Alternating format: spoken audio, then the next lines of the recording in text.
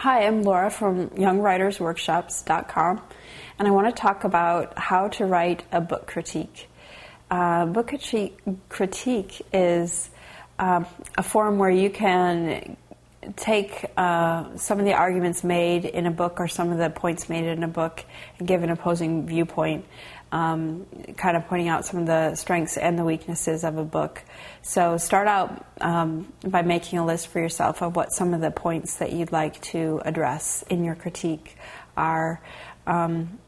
Your list should include some that you agree with and some that you have an opposing viewpoint to.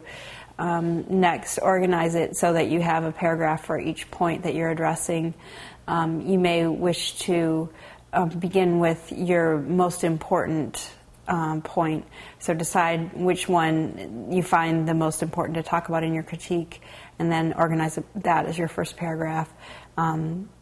Each following paragraph should address a separate point that you'd like to critique, and then write a concluding paragraph where you wrap up your overall critique by summarizing some of the points that you made. And those are some ideas about how you write a book critique.